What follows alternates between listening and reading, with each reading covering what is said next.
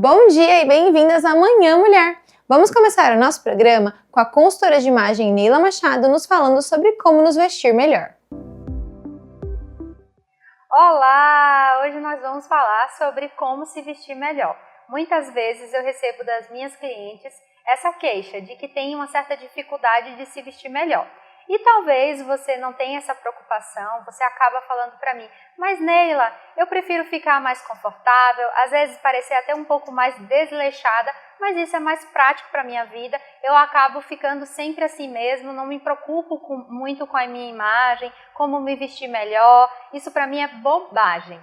Mas será mesmo? Será que quando você chega em algum lugar, isso não te traz uma insegurança? Você acaba se comparando ali com as pessoas que estão no evento ou no local que você está também e fica se preocupando e achando que talvez você não está tão adequada para aquele momento e isso acaba trazendo o quê? Uma baixa autoestima para você? Então será mesmo que você não se importa com a sua imagem ou será que é uma fuga? Você acaba fugindo dessa preocupação, mas isso no futuro e em alguns momentos acabam trazendo essa certa insegurança, insatisfação para você. Então hoje eu vou trazer alguns pontos e como se fosse um guia mesmo para você buscar entender mais sobre a sua imagem, porque é exatamente isso que a gente traz na consultoria de imagem, é entender sobre você. Então a gente não entende que existe um padrão de biotipo, um padrão de estilo, de forma alguma. A gente não tenta criar um personagem na sua imagem, muito pelo contrário. A ideia é lapidar essa pedra preciosa que é você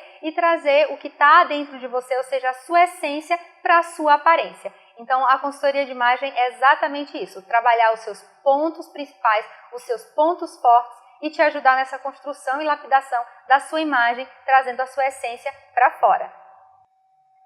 E o primeiro ponto para você refletir, analisar e também até mesmo escrever são sobre a sua rotina, seu estilo de vida mesmo. Como é o seu dia a dia? Você trabalha? No seu trabalho tem alguma demanda específica de roupa, de vestimenta exatamente ali apropriada para executar o seu trabalho? Você acaba fazendo exercícios? Você é uma pessoa que se movimenta, se exercita durante a semana? Isso também vai influenciar ali nas nossas escolhas, então é um dos pontos para você pensar. E sobre o seu lazer, nos finais de semana, naqueles momentos de lazer, você costuma ir ao cinema ou sair para jantar? Você costuma talvez fazer passeios no parque ao ar livre? Então você vai pontuar e fazer esse levantamento mesmo do que acaba acontecendo na sua rotina, durante a sua semana e final de semana, como acaba sendo na maioria das vezes essa construção dos seus dias. Então isso vai ser a base para a gente partir para as próximas etapas. Por que isso é importante? Porque, por exemplo, no seu guarda-roupa, se você não for uma pessoa que frequenta muito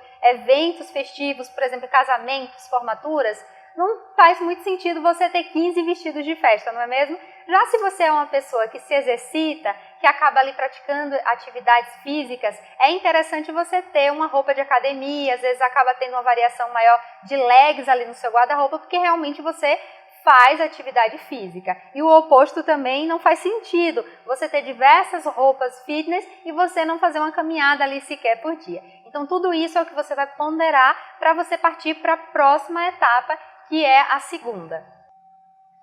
Crie duas pastas. Você vai criar pastas, seja no seu celular, criando separadamente essas duas pastas, ou até mesmo num aplicativo chamado Pinterest, que você pode armazenando ali sem ocupar espaço no seu celular, na memória dele. Então você vai colocar na primeira tudo que você usaria. Essa pasta se chamará exatamente isso, usaria, ou amo, adoro. Tudo que você ou não tem ainda no seu guarda-roupa ou tem e você se reconhece muito nessas peças. Pode ser roupas, os looks completos, podem ser acessórios, por exemplo, a bolsa que você ama, o sapato que você acha lindo, o look completo ou até mesmo a maioria dele, você mesma vai analisar, olha, desse look aqui eu usaria todas as peças, eu só não usaria talvez o brinco que ela colocou. Então você vai fazendo essas separações do que usaria e não usaria. E não usaria, você não precisa se preocupar. Nossa, a minha irmã adora esse elemento, esse acessório, mas eu não gosto. Não é sobre os outros, é exatamente sobre você. Entender o que você não gosta é muito importante. Então você vai separar com a maior sinceridade tudo que você não usaria. Não se preocupe se no futuro isso vai mudar, porque o que importa é agora, no momento, quem é você e o seu estilo que você tem nesse momento. Então você vai separar tudo que ama e tudo que odeia não usaria. E depois que você selecionou na pasta do que usaria e o que não usaria, tudo que você lembrou, tudo que você foi vendo e acrescentando, você vai analisar primeiramente a pasta que tem tudo que você não usaria. Então você vai observar, será que o que tem nessa pasta que está me incomodando são as cores?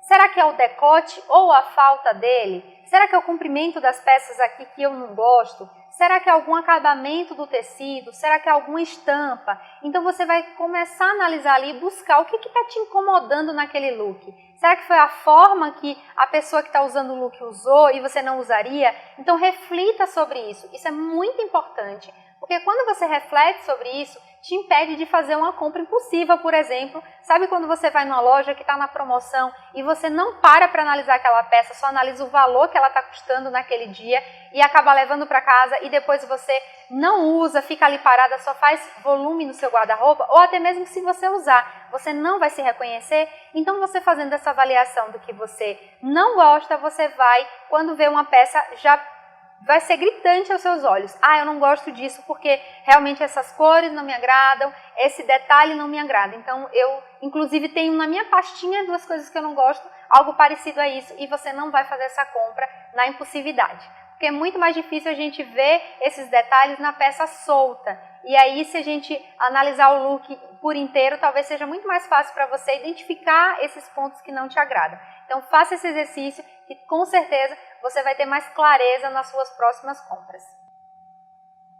E agora, você vai começar a praticar, colocar a mão na massa. Então, você vai lá na pasta do que você gosta, ama, usaria e vai buscar no seu guarda-roupa as peças que mais se assemelham, as peças que mais parecem ali com as que estão no look, da modelo ou da pessoa que você salvou a foto. Então, você vai buscar, nossa, eu já tenho uma calça parecida a essa. E não se apegue a ser exatamente aquela peça. Você vai analisar o quê? Olha, essa calça tem um corte mais reto, eu tenho também uma calça com corte mais reto. Nossa, essa calça, ela tem um detalhe ali que talvez eu não tenho na calça, mas eu tenho numa saia e dá para colocar no lugar dessa calça ali e montar parecido a minha inspiração. Então não é para você fazer cópias, longe disso. Você vai fazer a sua versão com as peças que você já tem, só que você vai ter inspiração e um direcionamento com essa pasta do que você já gosta.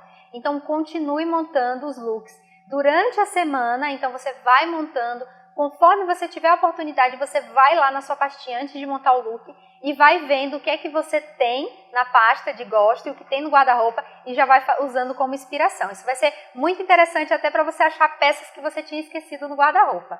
E o 5º passo é você fotografar esses looks.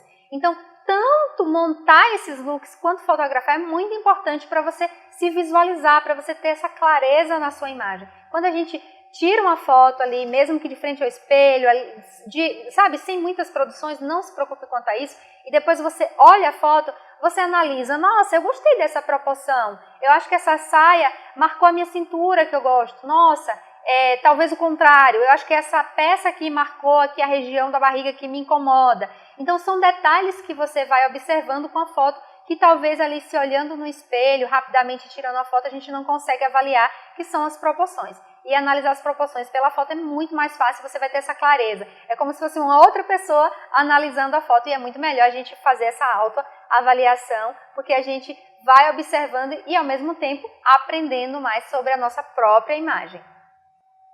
E aí, analisando as imagens, analisando os aspectos, principalmente de proporção, vai ter outro elemento que você vai começar a perceber, que é o desejo de imagem. E você vai definir qual é o seu desejo de imagem. O que é desejo de imagem? É como você quer ser percebida pelo outro, como você quer ser vista pelo interlocutor e principalmente como você se sente representada. Isso é muito importante. Primeiro, você se sentir identificada, se sentir segura dentro do que você está usando. E aí sim, você vai transparecer essa segurança para as outras pessoas. Então, você vai pensar quais são os adjetivos que você gostaria que te chamassem, quais são os adjetivos que você se reconheceria ou gostaria que talvez pensassem quando visse a sua imagem. E esses adjetivos podem ser vários e você vai escolher os seus. Você pode querer transparecer mais atraência, transparecer também um pouco mais de segurança, um pouco mais de jovialidade ou o oposto.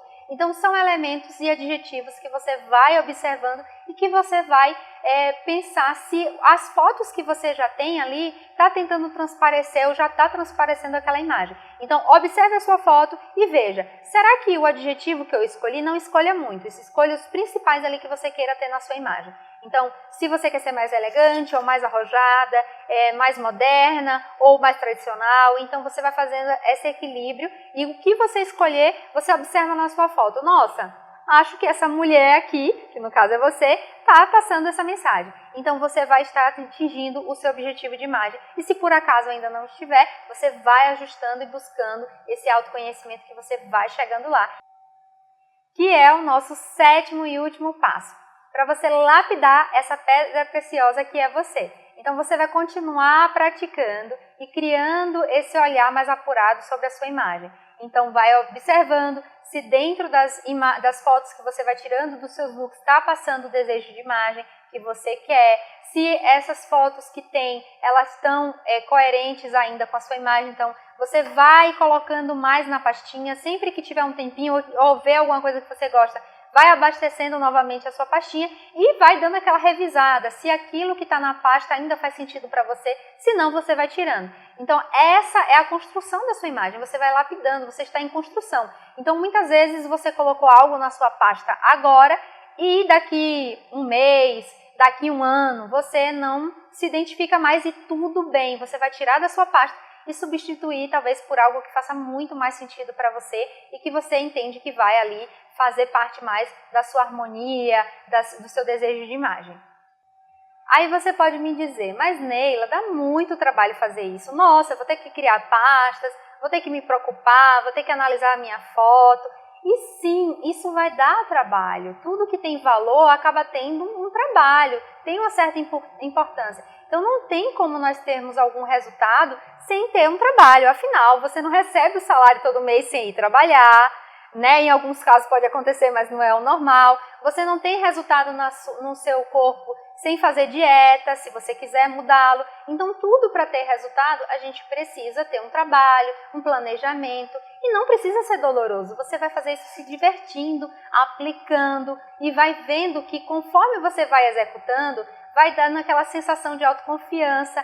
Consequentemente, você vai começar a receber elogios, então tudo isso vai te empolgar e te encorajar a lapidar ainda mais a sua imagem, porque isso com certeza vai te trazer mais segurança. Porque não existe fórmulas prontas, então muitas vezes não adianta você ir ali na internet, buscar aquelas fórmulas mágicas de que faça isso, que vai parecer isso, porque depois talvez não consiga você adaptar isso na sua vida, ali não está pensando se é uma mulher que trabalha todo dia ou se é uma mulher que não trabalha todo dia. Então, quando a gente analisa a nossa própria rotina, nosso próprio gosto ali pessoal, nosso desejo de imagem, é isso que faz ser personalizado, é isso que são os projetos de imagem que nós trabalhamos dentro da consultoria de imagem. Então, com certeza, vai ser muito mais assertivo para você fazer dessa forma. Espero que você tenha gostado, que seja um guia aí maravilhoso para você percorrer, ir fazendo, executando. E eu quero saber se está dando tudo certo, se você está se descobrindo, se está sendo desafiador, se está sendo fácil para você. Me conta lá no meu Instagram, é Neila Machado com 2 Os no final. Te vejo na próxima. Grande beijo. Tchau, tchau. E eu vou para um rápido intervalo, mas eu já volto. Olá pessoal, hoje vamos falar sobre cabelo. Você sabia que os cabelos quimicamente tratados precisam de um cuidado diferenciado para mantê-los saudáveis? Quando a gente expõe o cabelo a um processo de coloração ou descoloração, é necessário fazer uma reposição de nutrientes para equilibrar o pH do cabelo. O Recovery Reversor Químico da Doce Rosa Profissional contém extrato de caviar, óleo de macadâmia e manteiga de murumuru, proporcionando o rejuvenescimento dos cabelos, devolvendo o brilho e elasticidade que foram perdidos durante o processo químico. Ele vai recuperar os danos e balancear o pH dos cabelos, neutralizando todos os processos químicos. Pode ser utilizado logo após os processos químicos para neutralização e também como máscara de tratamento mesmo. Lembrando que é muito importante neutralizar os processos químicos dos fios para encerrar a ação da química e não danificar os fios a longo prazo. Então, sempre que fizer qualquer química no cabelo, utilize o Recovery Reversor Químico da Doce Rosa.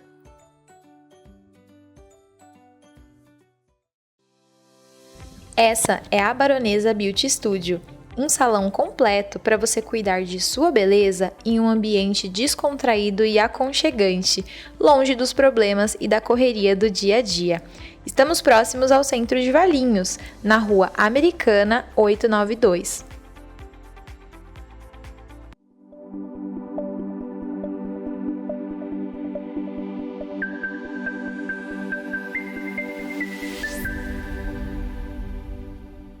Agende sua visita hoje e dê o primeiro passo para uma vida equilibrada, saudável e elevada. Estamos ansiosos para recebê-los.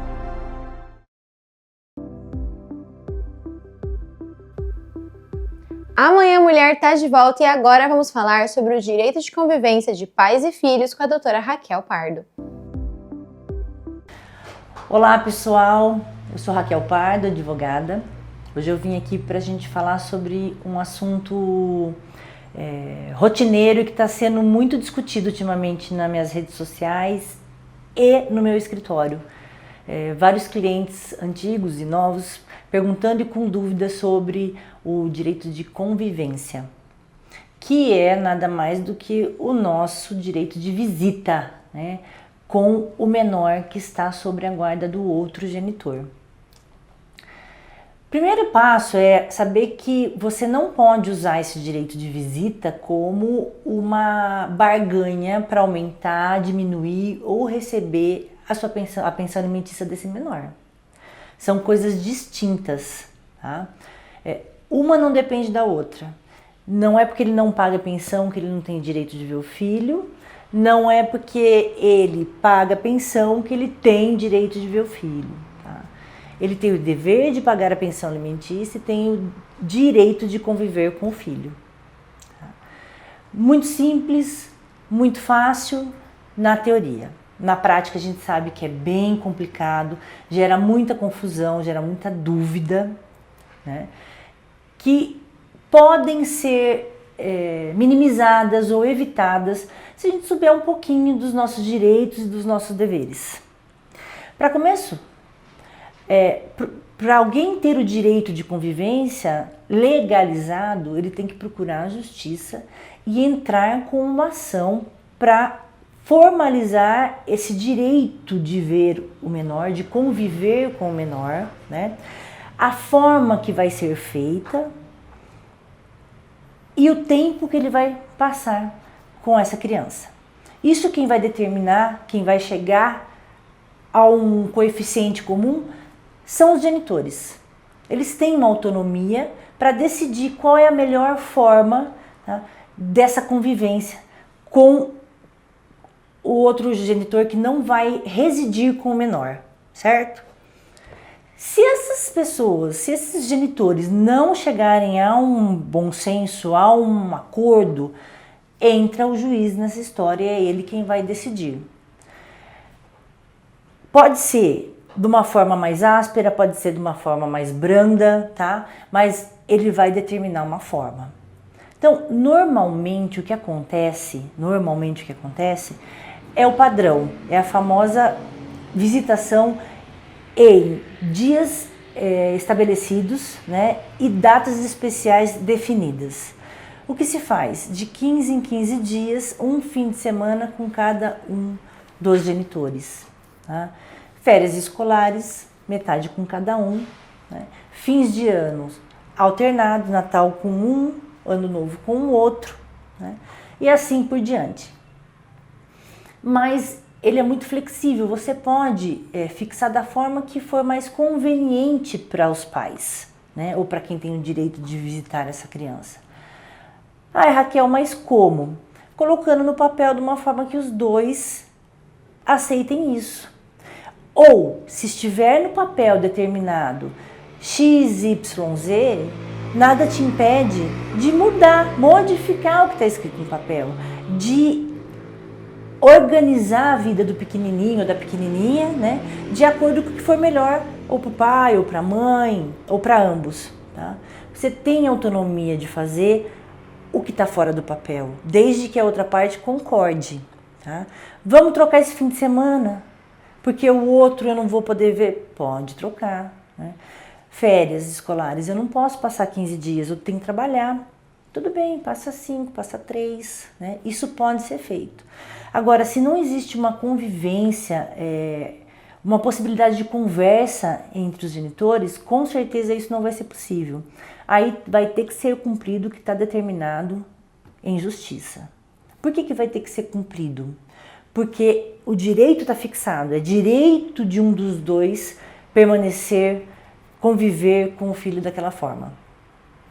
Se não deixar ele pegar no dia correto, se não deixar ele viajar, se não deixar ele passear, existe o quê? Um descumprimento de ordem judicial. Não é bom para ninguém, não é bom para quem faz, não é bom para quem está sofrendo essa restrição, tá? Então, evita isso, evita conflito, evita que o pai chegue até a porta da sua casa e você não libere a criança, né? Evita ao máximo isso daí. Para quê? Para o bem da criança, né? Porque você tem que entender que o direito de convivência é direito da pessoa. Você não vai conseguir barrar isso, né? Você vai conseguir o quê? Que um bebezinho não tenha uma pernoite com a outra parte, né? Que se a criança não está acostumada a conviver com o pai, ela não passe a passear com o pai sem uma supervisão de alguém que ela esteja habituada, né? Tudo isso vai ser garantido. Tudo isso você pode trabalhar para um bem-estar comum entre vocês, tá? Então, esse direito de convivência, ele vai ser exercido de que forma? É um direito do genitor que não está residindo com a criança, né? Agora não esquece guarda compartilhada, eu estou falando no tradicional, né? No antigo sistema tradicional. A guarda compartilhada ela é muito flexível e um outro dia a gente conversa dela, certo? Então, quem não está convivendo com o filho tem o direito de permanecer um pouquinho mais com ele. Existem exceções. Por exemplo, um recém-nascido tem uma necessidade fisiológica de ficar com a sua genitora se ela estiver dando amamentação no peito. Ele não vai conseguir ficar longe dessa mãe. Então as visitas têm que ser elaboradas de uma forma diferente, né? Esse genitor tem que ter o bom senso de que ele tem que respeitar a necessidade da criança. Uma criança que não conviveu com o outro genitor e está com 2, 3 anos, eu vou ser obrigada a liberar para ela viajar com o pai? Eu vou ser obrigada a liberar que ela saia com o pai sem conhecer, que ela passe a tarde inteira com o pai e nunca conviveu? Não, ninguém vai obrigar você a fazer isso, tá? Vai ter um período de adaptação, vai ter um cronograma a ser compartilhado, né? Para que essa criança comece a se adaptar e o que? Comece a gostar de sair com o outro genitor, comece a conviver com o outro genitor de uma forma progressiva e assim a outra pessoa vai conquistando a confiança, vai entrando na vidinha dela e vai conseguindo tê-la por perto. A preocupação maior sempre é o menor nessa situação, tá? Não adianta arrumar um pé de guerra, não adianta um querendo ficar brigando com o outro, porque não tem, a gente tem que focar pro menor, pro hipossuficiente que está lá, dependendo da discussão dos dois adultos que estão perto dele, certo? Então, existem N formas de proteção, existem N formas de solução, né? Mas o que a gente não pode deixar é de cumprir esse direito, tá? Raquel, meu filho não quer ir com o pai, minha filha não quer ir com o pai, minha filha não quer ir com a mãe, o que eu faço? Tenta conversar, tenta entender o porquê dessa negativa, mas nunca respalde essa recusa, nunca dê força a essa falta de vontade de conviver com a outra parte, porque a lei não espera essa conduta sua, a lei espera que você, o quê? Deixe a outra pessoa participar da vida do menor. Ele precisa do pai e da mãe, ele precisa das duas mães, ele precisa dos dois pais, ele precisa conviver com ambos, né? E isso é saudável, é necessário a ele. Então, Tentem fazer da melhor forma, tentem ser racionais, né? Não adianta brigar, fugir, ameaçar, né? A outra parte vai atrás do direito dela, vai numa delegacia e vai complicar muito a situação, né? É óbvio que às vezes a situação foge do nosso controle, existe aí uns percalços, existe umas brigas, mas a melhor forma é tentar evitar e obedecer o que se foi determinado ou acordado, né, na frente de um juiz. Assunto extenso, nós temos várias coisas para discutir, dúvidas a serem tiradas, mas eu fico à disposição e a gente conversa mais sobre isso em outro momento. Infelizmente, nosso programa chegou ao fim, mas na semana que vem estaremos de volta com mais uma Manhã Mulher. Um grande beijo para você e um ótimo final de semana!